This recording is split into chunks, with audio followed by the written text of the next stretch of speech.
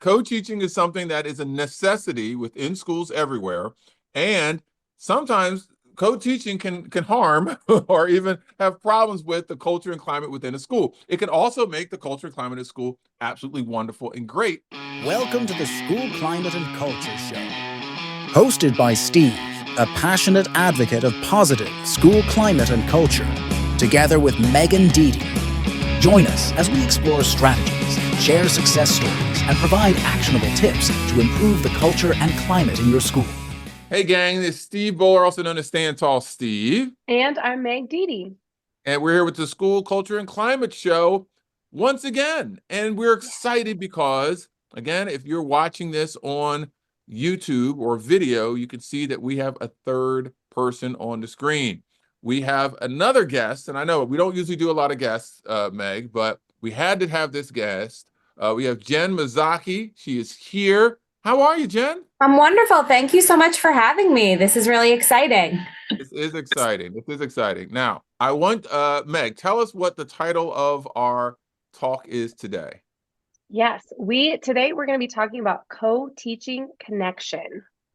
Yeah, the co-teaching connection. Now, as it relates to school culture and climate, we all know that co-teaching is something that is a necessity within schools everywhere.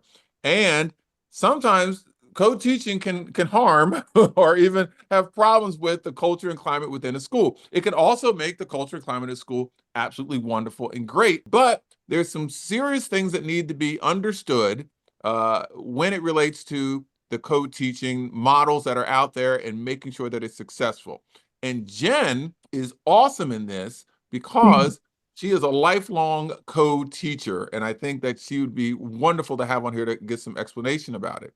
So let's just start off by, Jen, tell us a little bit about yourself. Well, hi, I'm Jennifer Mizaki. I have been co-teaching for over 20 years in middle school settings.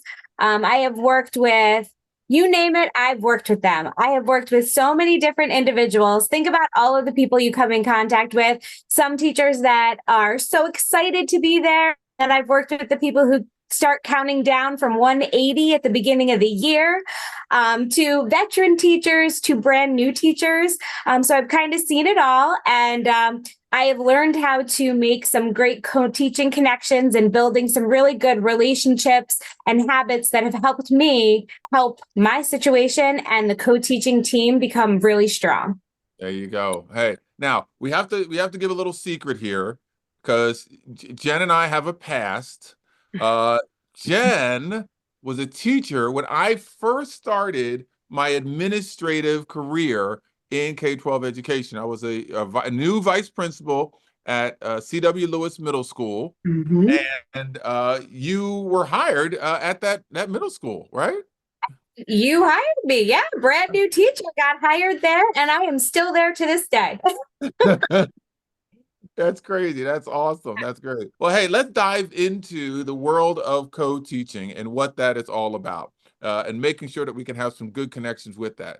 So basically, the one question I know, which is probably one of the most important ones, is co-teachers, sometimes you don't have the same common planning time, right? So how do you make this work? How do you, because you always want to make sure you're planning, you're doing the best for your students that are in the classroom. What's a way to make that that connection work better? Yeah, that can definitely be a huge challenge because you don't always have off at the same time that your co-teacher has off.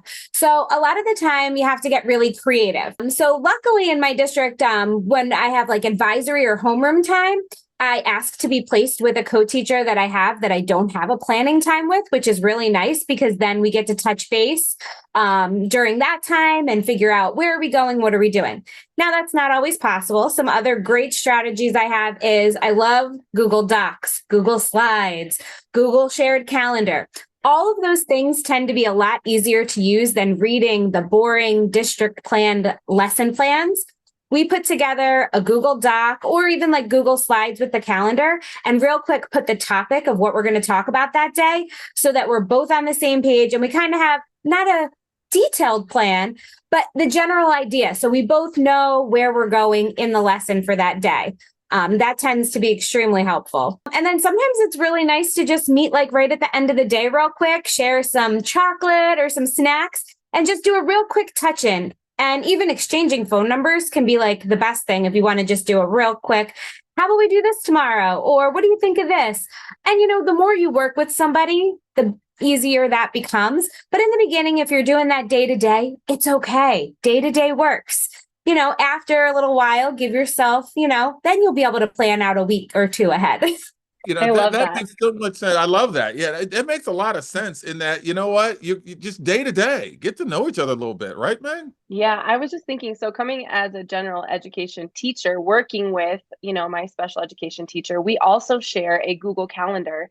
And with that, you can put in links, videos, type in your lesson plans. We have everything shared just right there. So when we can't meet, we can't have that conversation, we're able to still kind of know where each other are on the same page and what's coming up next. That's a great idea. Hey, and again, Meg and I, we bounce back and forth all the time from the teacher's perspective and the administrator perspective.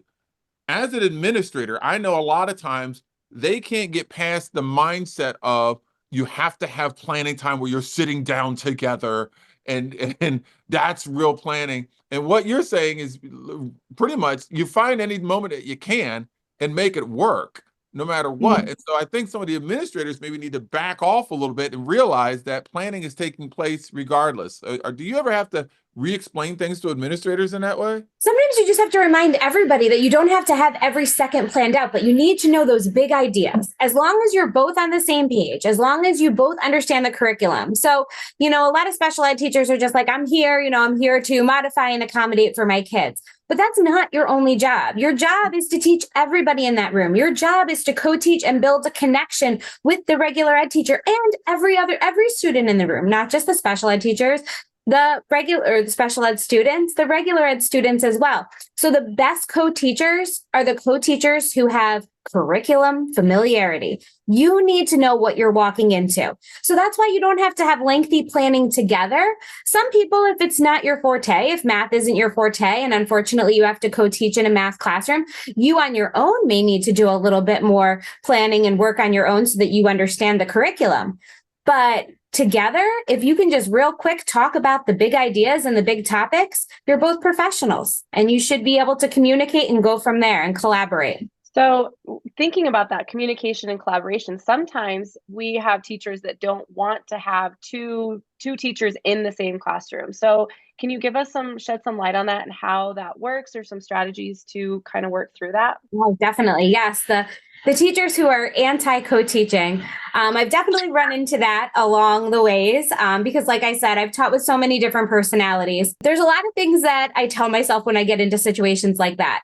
First off, you have to try and say that it's not personal. You need to come in, you need to do your job, and you need to understand that I am here for the students. I'm also here, to have a successful year for everybody in this room. So I really recommend communicating clearly who you are and let them know who you are. Me and one of my friends who ended up becoming amazing co-teachers together, we would always be like, pet peeve, nope, that's on the list. And if you make people aware of the things that really make you tick from the beginning, rather than just letting those things happen, I think that's really helpful. So, communication, hands down, focusing on your strengths. I like a louder classroom. I like movement. I like to see people playing games and interacting. And some teachers don't like that at all. So I communicate how I'm going to do this. And somewhere we meet in the middle and we're able to put that together. So I really try and focus on my strengths. I also try and show people, especially some people who may not enjoy having two teachers in the room, all the benefits. A lower teacher-student ratio. How about that potty break you haven't had for 3 hours? Wouldn't it be nice when I walk in and you get a minute and you trust that I'm going to be able to teach this material? So if all else fails, go for those things. That sounds good. Hey, I think you cinched it right there at the potty break, let alone right there. Now, I get it that, some people, they're not gung-ho or excited about having two teachers in the room. They have a way that they do things, and that's the way that they do it. Is it easier? Have you had experience where you had to broach it all the time and said, look, this is the way that I operate and this is the way that I do things? Or is it you just kind of have them tell you what it is? I know you're always talking communication, but how do you broach that conversation to kind of break the ice a little bit with them? Yeah. So, I mean, when you're new in a situation, say if you're a new teacher or you're working with somebody that, maybe intimidates you, I've been there and I've kind of sat back and I've watched. The more and more years I've put into co-teaching and the more I've learned about co-teaching is I kind of almost come in with like, here are my strengths. These are the things that I do really well. How can I work that into your setting? Every day I'm going to be walking in with, I roll in with a cart. So a very important thing to me is where can my cart go so that I'm part of the classroom and not in the way? So I like to kind of have those conversations early on so that there is a little bit of give and take. Just try and be as positive as you can. So I've noticed that I have a very growth mindset. And when I work with people who have a growth mindset as well, I feel like we can talk it out and we have an open line of communication.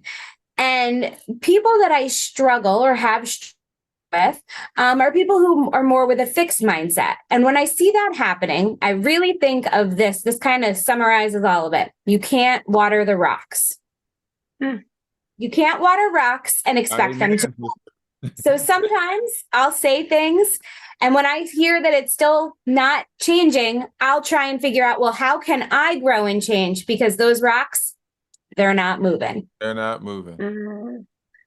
I like how you were bringing up, like, if I'm coming into your space, your classroom as a general education teacher, that I need to feel welcome. I need to have a space to come in and that we have that communication piece because that I can imagine that would be very challenging for some new SPED teachers to come into a space that's not necessarily yours, but still having to communicate together. So yeah, I like that thought.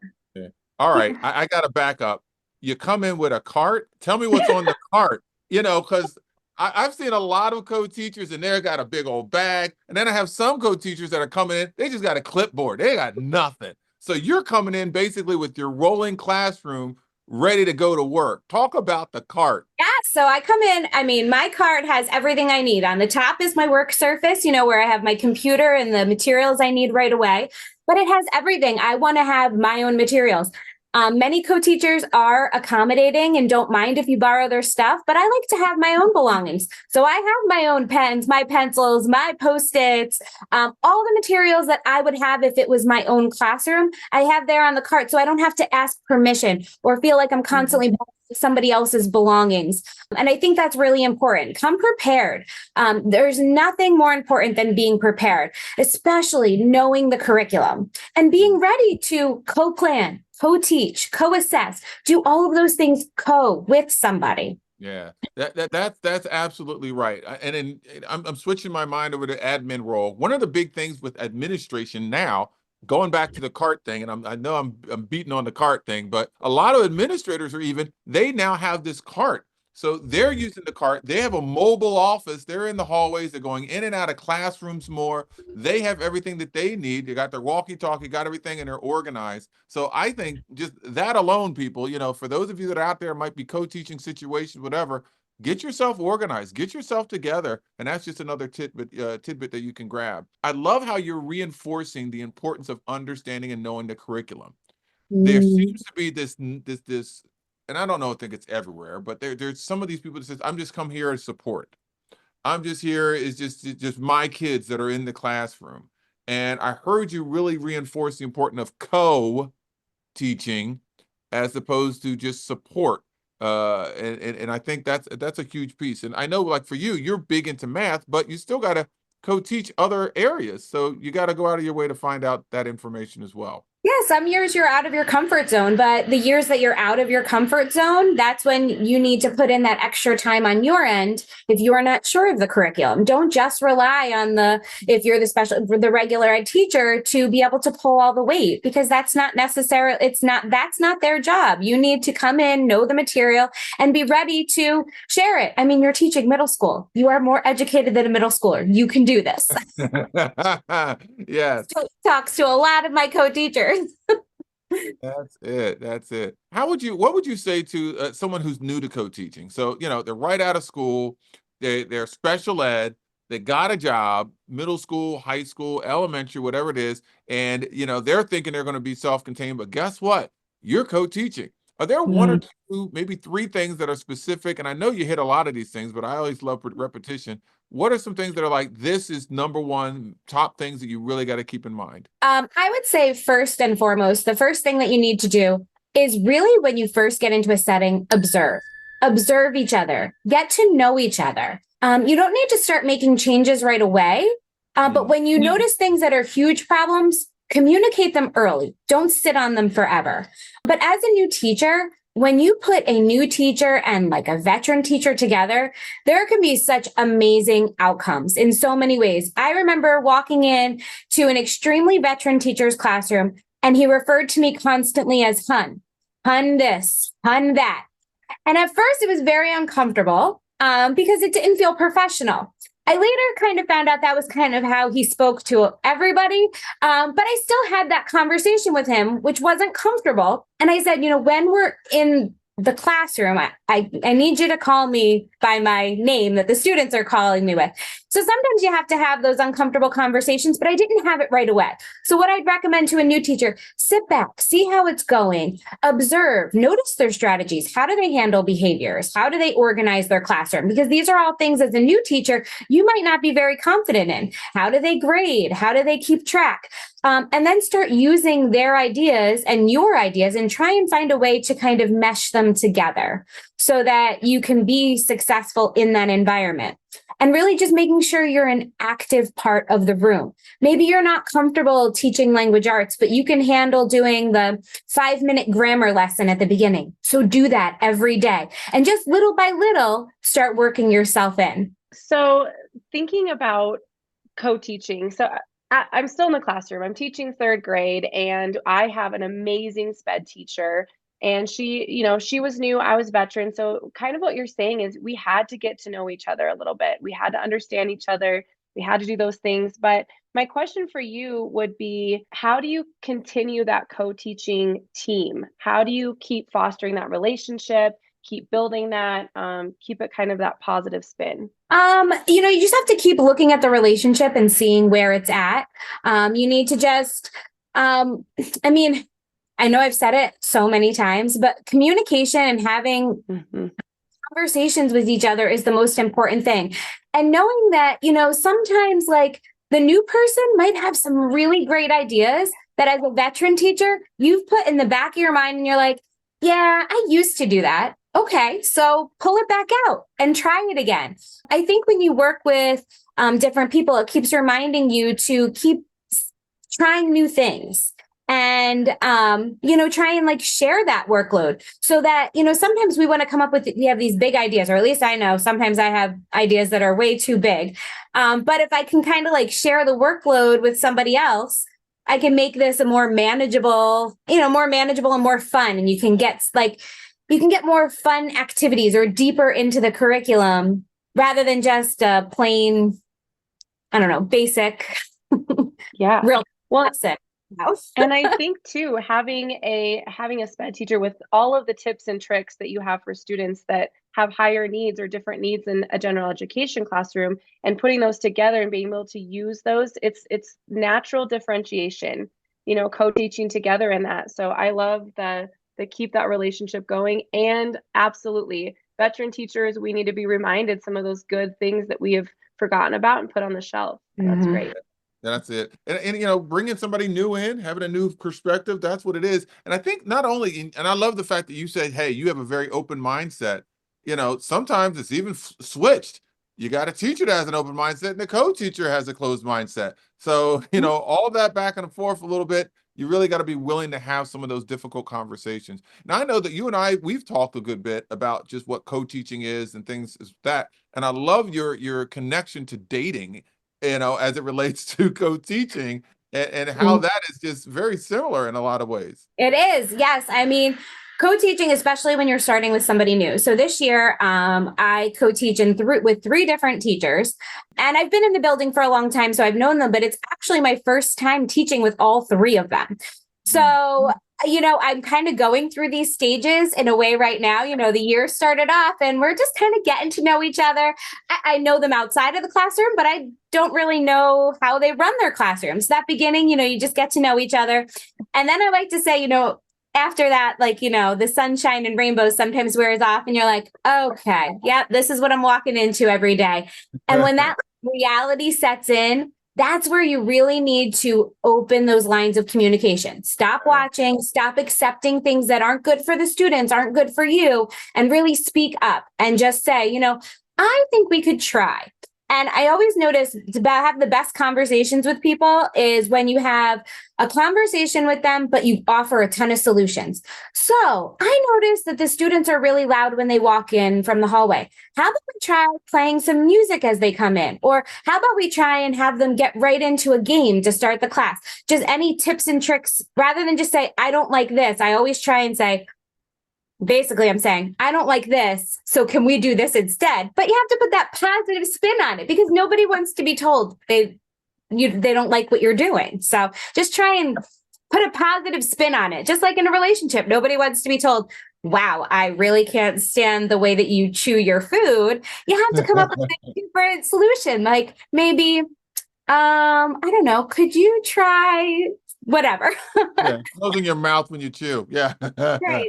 I get it. Yeah. One of the things that I love, and I know Meg probably feels the same way, is because of what we do in our speaking, training, consulting that we do, we get to see tons of different schools, tons of different educators, and we can be a connector to other educators. We see something somewhere, hey, this is great, try this, that, the other. And I see that very similarly in the world of co-teaching, in that you're the great connector. You kind of see a lot of different things that are happening elsewhere, and you can bring it back to different classrooms and say, hey, I saw Mr. Such and such doing this in his class. You ever tried this strategy or that strategy? So in you doing this so many years, you must have so many different strategies and techniques that you're just familiar with at arm's length that you can grab. Yes, I do. And that's why it's so helpful. That's why, I've started talking about this, the co-teaching connection, trying to help other teachers. I help other teachers within my building. And now I'm trying to get out there and help as many teachers as I can and give them all the tidbits and points that I've learned over the years, because every teacher is so different. And I've had the privilege of being in so many different classrooms day in and day out, where you really start to see, like dating, the nitty gritty. Is this the person you want to hang with, or are you ready to move on because it just doesn't mesh well? That's it. That's it. Well, you know what? This has been absolutely wonderful. It's good information. I think that we've really emphasized the importance of the valuable communication that's necessary for co-teaching. And I hope you all heard that she goes out and helps other educators. She helps other schools with that co-teaching connection, how to make it better, how to make it right. I know as an administrator, if I had somebody that can come in and really help with the co-teaching, because a lot of times we may not exactly know what to do to make sure that these co-teaching situations are going as well as we would like them to. But you go out there, you do speaking, training, consulting in those areas of co-teaching, which is wonderful. And you are a graduate of Within Our Ranks. Yeah? Yes, I am. Yes, I am. I had the pleasure of going to the Philadelphia Summit, and it was wonderful. I've thought about speaking for so long, and after going there, it just gave me that strength that I needed to know that within myself, I can do this, that I have so much to offer other teachers, other educators. That's it. Yeah, we had a really great one there, and it was you were really all in. I mean, it was a great cohort of educators, and now this is what you're doing. You're going out and you're helping other educators be the best that they can.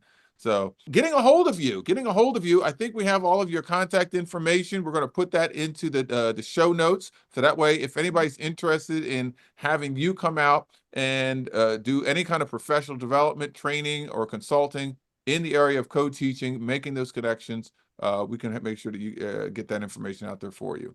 All right. Hey, thank you for that. You're welcome. You're welcome. This was good. Thank you so much. I really appreciate that. And I'm telling you guys, get the connections going with the co-teaching, get the communication going, start the dating process so that you can have the best co-teaching experience ever. All right. Thanks so much. Thank you.